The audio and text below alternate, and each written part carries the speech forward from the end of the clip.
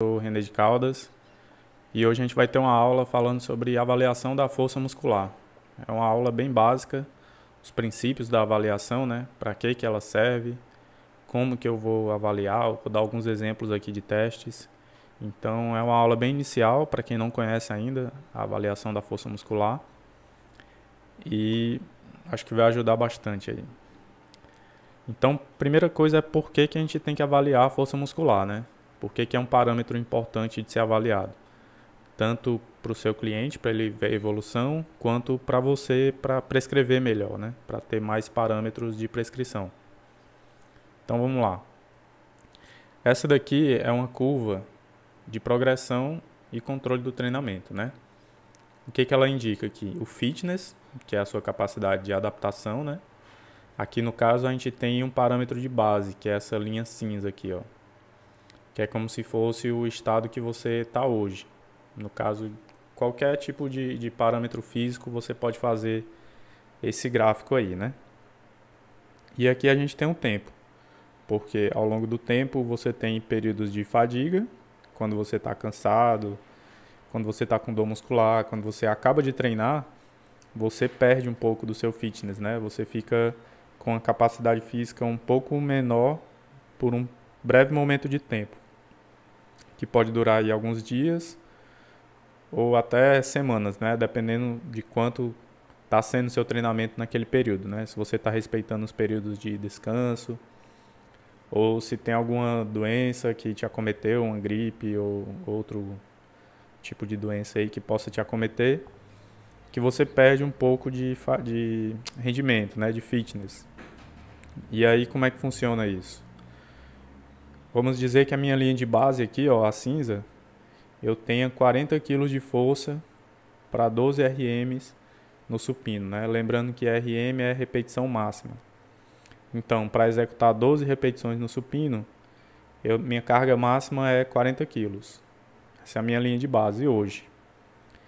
E aí vamos dizer que eu faço um treino, né? Realizando supino, outros exercícios para peitoral, para ombro, para membros superiores em geral. E aí eu entro num estado de fadiga momentânea. E aí outro dia, no dia posterior ou 2 dias depois, eu vou avaliar meu supino. E aí eu estou com apenas 32 kg de carga máxima para 12 repetições máximas. E aí eu vou recuperando isso ao longo dos dias, né? Avalio uma terceira vez. E aí as minhas 12 repetições eu estou conseguindo fazer com 37 quilos. Ou seja, sinal que eu já estou recuperando, né? Sinal que meu corpo já está fazendo aquela compensação por conta do estresse que eu tive no treino. E aí ele está fazendo com que eu retome os níveis normais da minha força. Só que o que a gente objetiva é sempre progredir, né? Por isso que aqui é um parâmetro de progressão e controle. A gente tem que ter o controle de quanto a gente cai e quanto a gente recupera para continuar progredindo na escala de treinamento. E aí logo em seguida, após 6 ou 7 dias, eu vou lá e avalio novamente meu supino e eu estou pegando 45 quilos para 12 repetições máximas. Isso é um exemplo hipotético, tá? Esse ganho de carga exponencial, assim, né? Ganhar basicamente 10% de força em alguns dias não é tão comum. Pode ser mais comum para pessoas menos treinadas, né? Pessoas que estão começando agora, que são sedentárias e tal, elas conseguem ter um ganho grande de força em um período curto de tempo. Agora, o mais comum é a gente ter um pouco mais de tempo até que esse ganho seja realmente válido, realmente bem reprodutível, né? Ao longo do tempo, que a gente realmente sustente essa carga e ela se torne o nosso novo limiar de base aqui, né? Que seria o ponto de partida, tá? Então a ideia é usar a avaliação de força, e não só a avaliação de força, mas outras avaliações também. Mas a força é um parâmetro bem fácil de você avaliar constantemente, né? Porque ela depende de uma logística de avaliação não tão complicada assim, como vocês vão ver quando a gente mostrar os exemplos. Diferentemente de outras avaliações como da capacidade aeróbia, que ela demanda um pouco mais de tempo para avaliação, principalmente, e um desgaste um pouquinho maior também de quem está sendo avaliado. Quando você vai avaliar a força, se você já sabe uma estimativa da carga, né? No caso aqui desse exemplo, a gente já sabe, né? Que é 40 kg para 12 RMs. Então, sempre em todos esses pontos aqui de avaliação, ó, eu vou sempre iniciar por 40 quilos. E aí, se o meu cliente ele só conseguiu 10 repetições com 40 quilos, então eu tenho que diminuir um pouco o peso, né? E aí eu diminuo para ver se ele consegue fazer 12.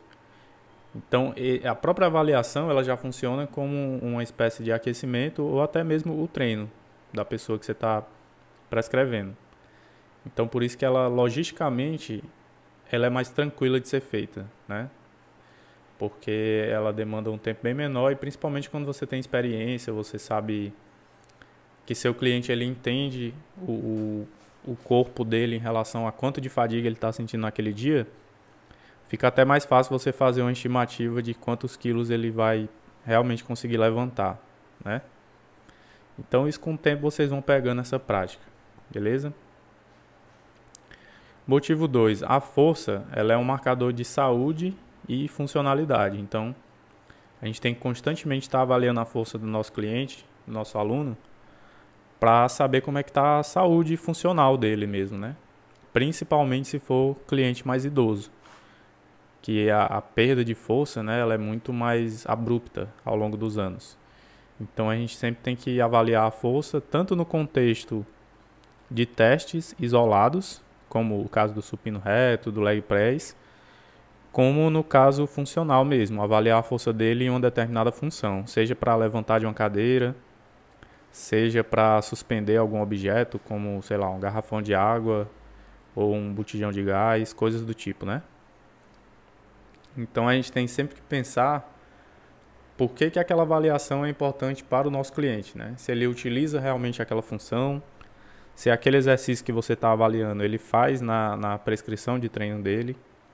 E aí sempre pensar em botar uma coisa cada vez mais específica para cada pessoa que você está treinando, tá? Não existe o melhor teste de força, existe aquele que se aplica mais à realidade do seu cliente, assim como os outros testes também, né? Então, por exemplo, aqui eu botei uma criança, mas obviamente que criança não vai ter tanta dificuldade assim para a capacidade funcional, né, de tomar banho, por exemplo. Mas um idoso pode ter. Ele pode ter dificuldade de levantar os braços para passar shampoo no cabelo, ou então um pouco de dificuldade de flexibilidade também, né? Que aí é outro tipo de avaliação, mas que é importante ser falado agora também, para conseguir levar o braço até a cabeça ou até as costas, ou abaixar para lavar as pernas, os pés, né? E até mesmo a força para se manter estável no ambiente do chuveiro, né? Do banheiro, no caso, que é um ambiente que tem água com cerâmica, provavelmente, e aí ele tem que ter uma estabilidade boa, ou então até mesmo um piso antiderrapante, né? Para evitar que ele tenha quedas durante o banho, certo? Então isso tudo é importante ser avaliado. Aí a força também pode ser usada, por exemplo, naquele momento que você está correndo atrás do ônibus, né? A gente aqui é um exemplo bem fácil da gente dar, porque é um tiro curto que você vai dar ali, uma distância curta, que você precisa ter muita potência muscular, que depende da força, né? Então é importante ser avaliado isso também. Aí aqui no caso, como eu falei, pessoa que tem que levar um garrafão de água, ou tem que fazer algum serviço doméstico que demande um pouco mais de força, é importante você saber, né, o que ela faz, o que ela costuma levantar, qual a carga daquilo, para poder sempre manter um nível bom de força para que ela faça aquilo sem dificuldade e sem ter um risco de lesão também, né?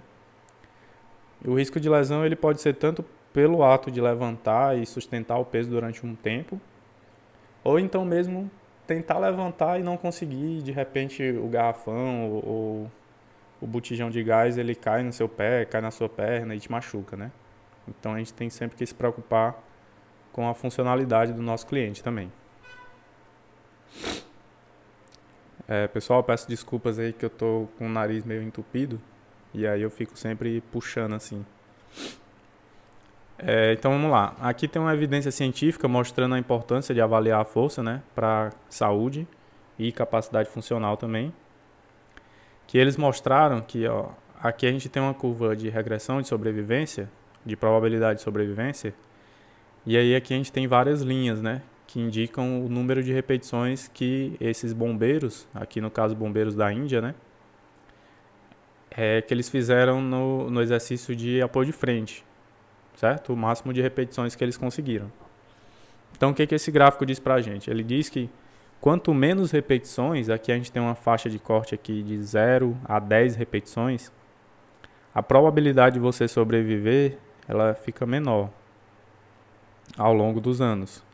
Aqui eles avaliaram 10 anos, né? Então a probabilidade de você ter um evento cardiovascular ao longo de 10 anos é muito maior se você fizer apenas de 0 a 10 repetições, ou seja, a probabilidade de sobrevivência ela fica cada vez menor ao longo do tempo, se você manter essa faixa de repetições. Então, obviamente, é mais interessante que você consiga fazer mais repetições do que até 10 só, né?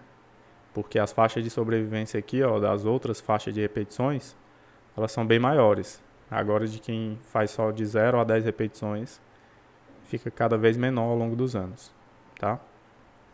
E isso tudo tem a ver com a prática de exercício e por isso que a força, ela se mantém quando você pratica o exercício, né? Ela tende a se manter.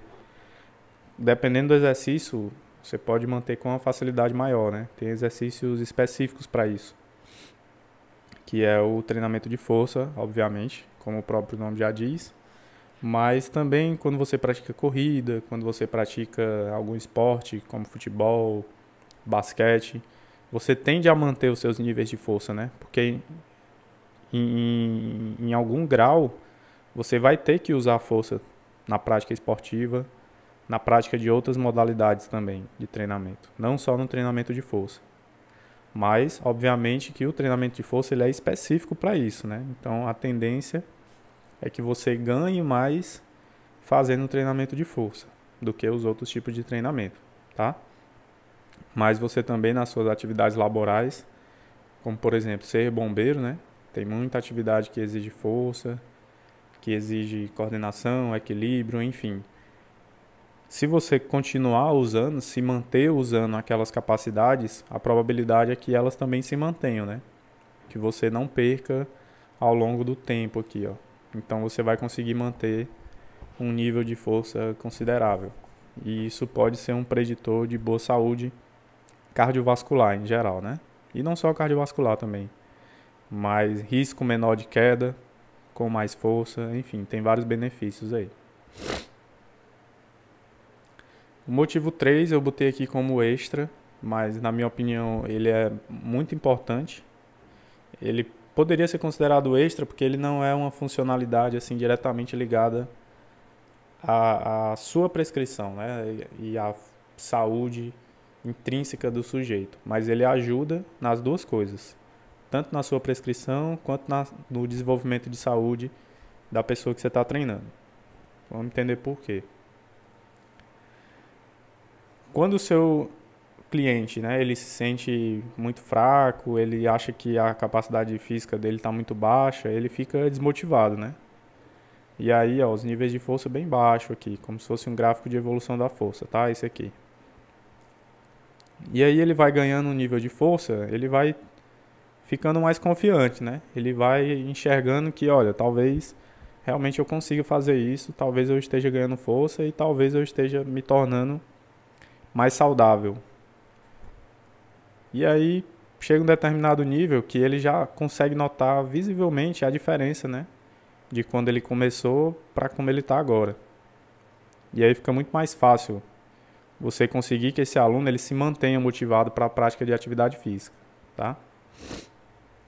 Mas claro que isso permanece durante um determinado tempo, né? Tem que ser usada alguma estratégia para fazer com que ele se mantenha na atividade física também, não só pelo ganho que ele tem, mas por conta de outros fatores que podem gerar prazer naquela pessoa que está praticando. E aí pode ser interação com outras pessoas, participação em competições, criação de novas metas. Pô, criei a meta de chegar até aqui.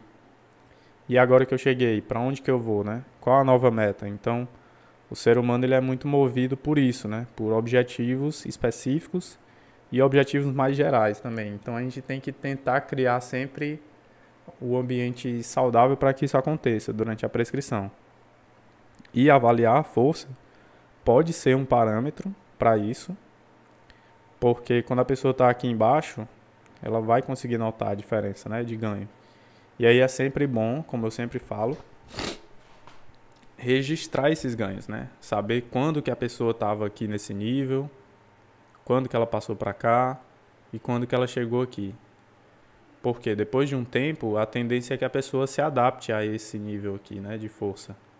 Então ela não vai mais lembrar desse nível aqui, mas é importante que a gente tenha para sempre mostrar para ela e falar, olha, a evolução que você teve até agora foi essa, né? Você lembra de como você estava antes?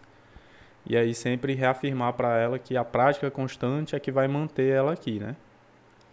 Porque se ela para de praticar, a tendência é que ela volte para cá. Beleza?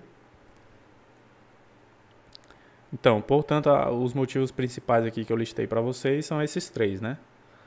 Fazer o controle e progressão do treinamento, avaliar a capacidade funcional e a saúde do sujeito, né?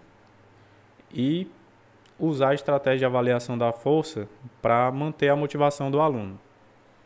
Basicamente, esses três motivos aqui, eles vão servir para qualquer tipo de avaliação que a gente faz. Seja da flexibilidade, da resistência aeróbia, anaeróbia, da composição corporal, da força, da potência, enfim. Esses três motivos eles vão se repetir.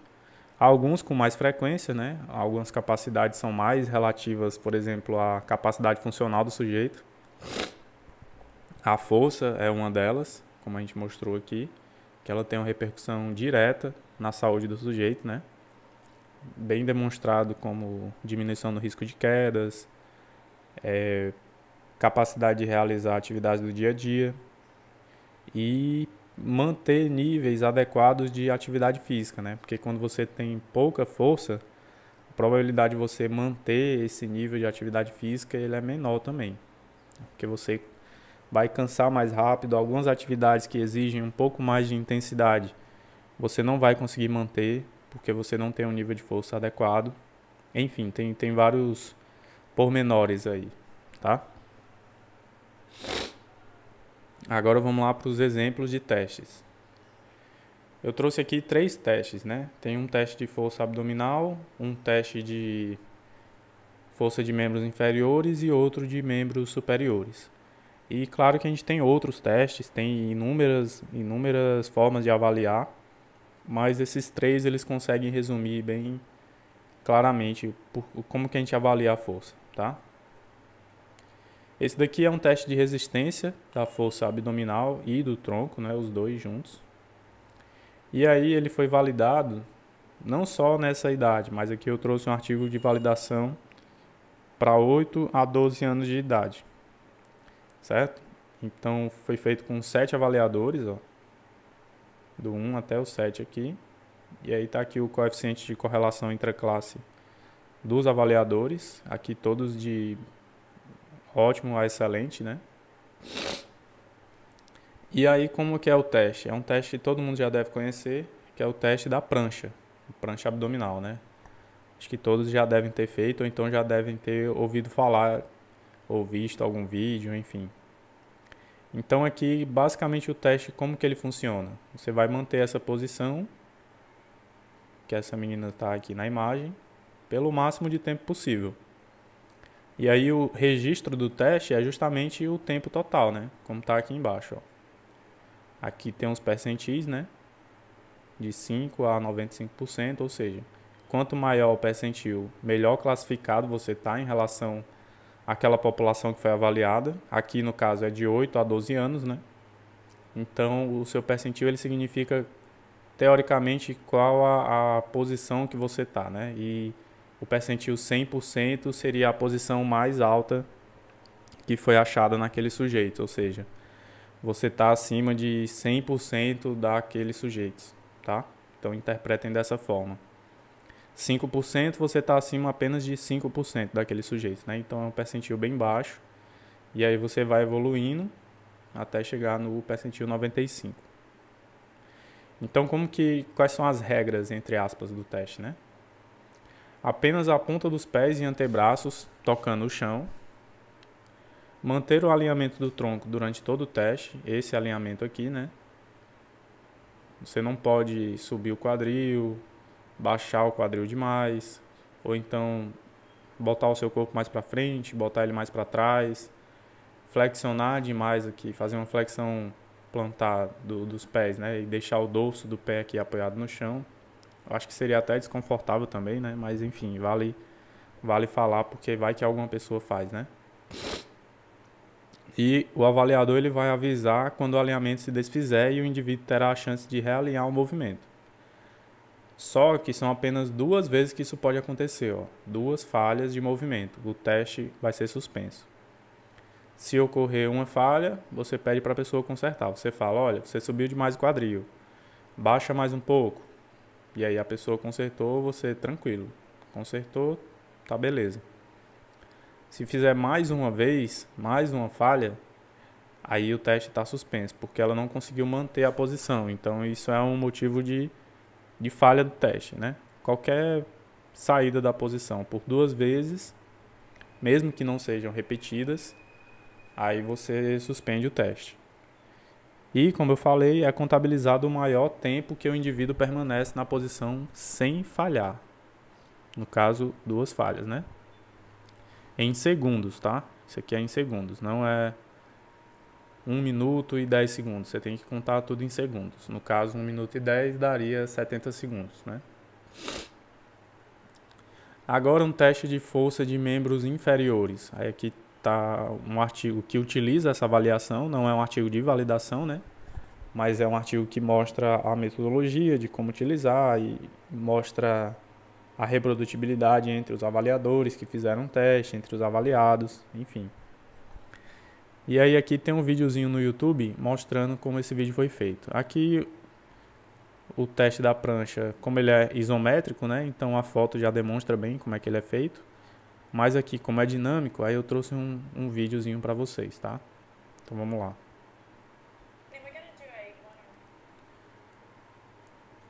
Ó, então aqui está a avaliadora e esse rapaz é o avaliado. Deixa eu ampliar aqui. Aí aqui ela está explicando para ele, né, como que vai ser o teste. E aí para aquecer ele vai fazer alguns alongamentos dinâmicos e um aquecimento na bicicleta ou na esteira ou com alguma atividade aeróbica por cerca de 5 minutos. Aí agora ela está explicando para ele que ele vai começar a fazer o teste com uma carga submáxima, né, ou seja, uma carga que ele consegue fazer aí entre 8 e 9 repetições para fazer um aquecimento específico. Aí esse exercício aqui é o leg press, né? Para quem não conhece. E aí ele vai fazer as repetições aí que ele consegue, né? Aí já está em 6 repetições e ele parou.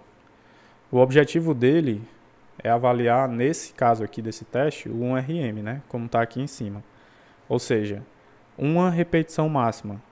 Ele só pode fazer, ou ele vai tentar achar a carga que ele só consegue fazer uma repetição, beleza? Então, no caso, essa carga aqui ele conseguiu fazer 6 repetições. Significa o quê? Que ele tem que aumentar a carga para que ele chegue mais perto de conseguir fazer apenas uma repetição. Aí ela vai e questiona para ele qual carga que ele quer para tentar fazer uma repetição, né? Aí ele vai indicar para ela. E vocês vão notar que na próxima imagem, ó, aqui vai ter mais peso, tá? Tinham apenas 3 barrinhas, né? Agora tem 5, né? 5 anilhas de cada lado. Então ele aumentou cerca de 100 quilos aí. Ó, ele fez uma repetição e na segunda ele não conseguiu voltar. Mas ela pergunta se ele quer tentar com uma carga maior. Se ele acha que dá para fazer com uma carga maior. Ó, aí ele botou mais 2 anilhas aqui, ó.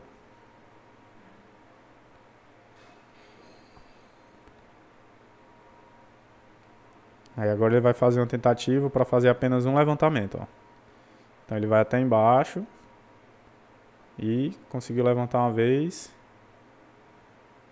E aí agora ela pergunta: "E aí, você acha que vai dar para levantar um pouco mais?" Aí ele acha que não, esse realmente é o peso que eu consigo fazer. Se botar mais peso aí, eu não vou conseguir fazer uma repetição completa. Porque no caso, a pessoa tem que fazer uma repetição completa, né? Ela tem que descer, fazer amplitude máxima e conseguir voltar o peso até em cima. Então, no caso ali, ele conseguiu fazer uma, só que se fosse para aumentar o peso, a dificuldade ia aumentar também. Então ela perguntou: "E aí, você quer tentar com mais peso?" E ele falou que não, né? Que tá suficiente, esse daqui é o meu RM de verdade, né? E aqui no caso a gente tem outro teste de um RM. Aqui é força de membros superiores agora, que é no supino reto. Então vou mostrar aqui um vídeo também mostrando o supino reto.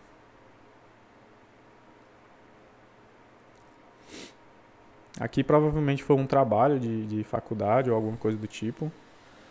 Aqui elas mostram até uma equação de predição, né, do teste de um RM. Eu não gosto muito de utilizar essas equações, eu prefiro testar a pessoa efetivamente mesmo, começando com cargas menores, questionando a pessoa se ela já fez o teste, se ela tem alguma ideia de qual a carga dela.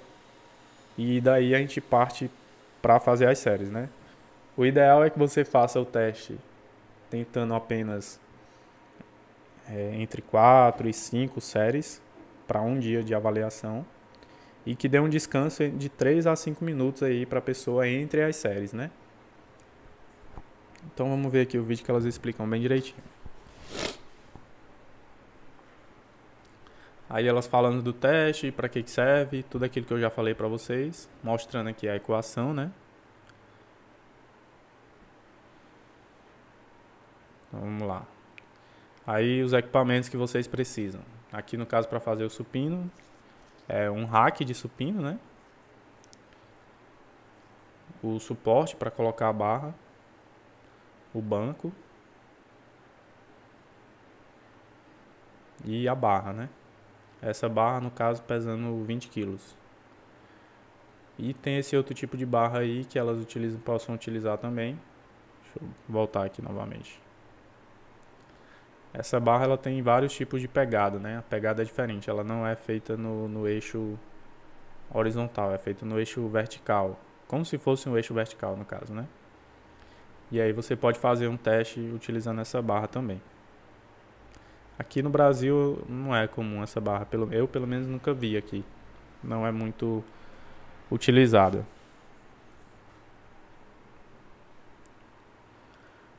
E aí você tem uma variedade de pesos também, né? Você tem que ter bastante peso para conseguir fazer as progressões de forma bem gradual, para não ter que pular muitos pesos de uma vez só, né? Por exemplo, você está fazendo com 20 quilos e aí de repente você tem que aumentar e só tem anilha de 5 quilos. Aí no caso você vai aumentar 10 quilos, né? Porque você vai ter que botar uma anilha de cada lado da barra. Então é um aumento muito grande. Então você tem que ter anilhas menores também para fazer acréscimos menores, né? Por isso que você tem que ter uma variedade de pesos. Aqui elas estão mostrando a presilha também, que é um item de segurança. Hoje em dia é mais comum ter nas academias, né?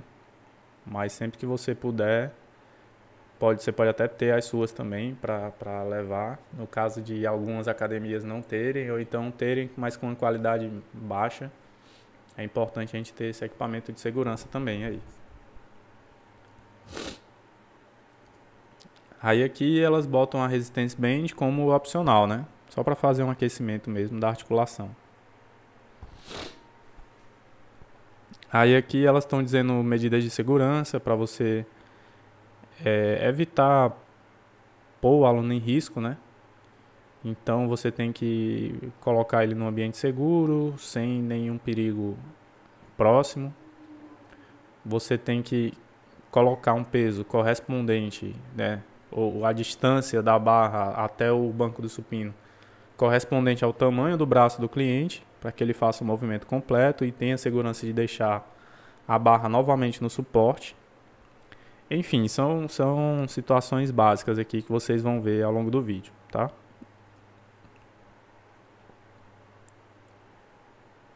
Passar um pouco aqui. Pronto. Aqui no caso é um protetor, né? De amplitude de movimento. E aí vamos lá. Ó, você vai aquecer. Fazer um alongamento dinâmico aí, um alongamento estático da articulação. Fazer um aquecimento específico do ombro.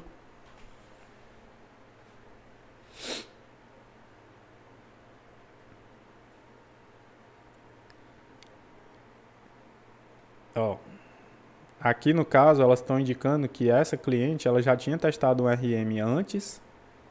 E aí o valor de um RM dela tinha sido 100 libras. Tá mais ou menos aqui uns 52 quilos por aí. Entre 48 e 52 quilos. A conversão é meio quebrada.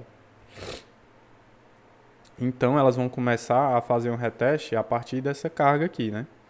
A gente já sabe que é 100 libras, então a gente já vai estar com isso na cabeça. Por isso que eu disse para vocês, eu prefiro fazer o teste baseado ou em testes anteriores ou em estimativas, né? Dependendo de quanto tempo a pessoa já treinou, se ela já costuma fazer aquele exercício, com quanto peso ela faz e tal, enfim. Então eu prefiro fazer dessa forma também, como está especificado aqui. Então vamos lá, na primeira série vamos fazer um aquecimento e a barra vai estar com 45 libras, ou seja, cerca de 50% aí da carga de um RM dela, tá? E elas vão fazer de 5 a 10 repetições. Então, apenas o peso da barra, a barra tem 45 libras, né? E aí ela vai fazer até 10 repetições. Depois disso, vai ser dado de 3 a 5 minutos de descanso. E aí, na segunda série, vamos fazer com 55% de um RM, para 5 repetições. Então, aquecendo a articulação e o ganho de força também, né? Então, já botou o pezinho aqui do lado, com a presilha. 5 repetições, descansa. Aí agora elas vão aumentar para 65% de um RM na terceira série. Lembrando que a primeira série foi só de aquecimento, né?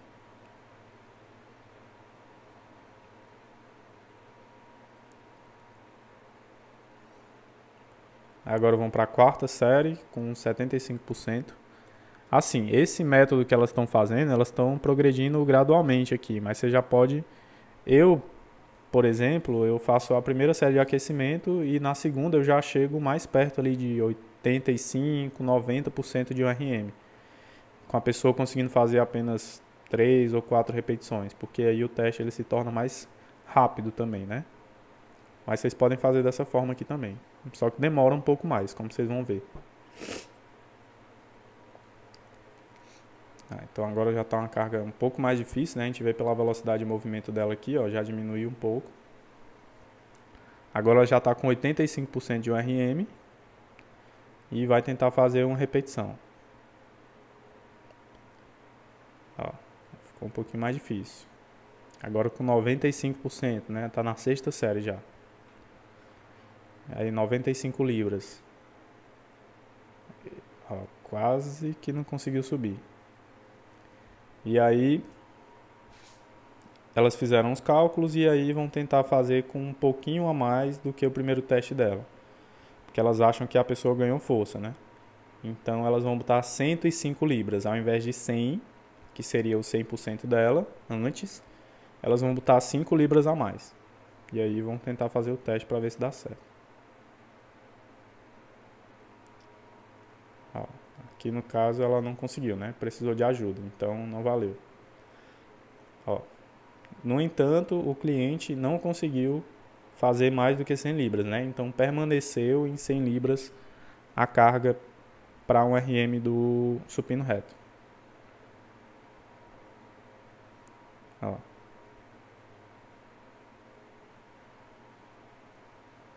Aí elas estão dizendo que a estimativa que foi feita lá no começo dizia que um RM ia ficar em 93 quilos, né?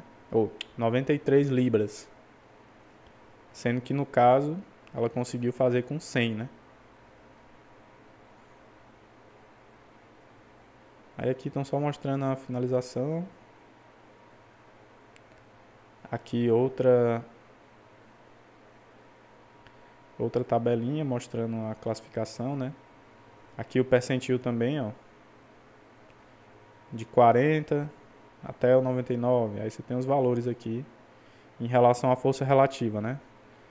Que você vai pegar o peso, que é 100 libras, e fazer uma divisão pelo peso em libras da pessoa também. Aqui no caso está em libras, mas a gente tem faixas em quilos também, né? E aqui, quanto menor a sua força relativa, menos classificado você tá também. Então, no caso daquela cliente lá, foi achado em 0,65, né? Se eu não me engano. A gente pode ver aqui, ó. É 0,67. Então, ela está classificada aqui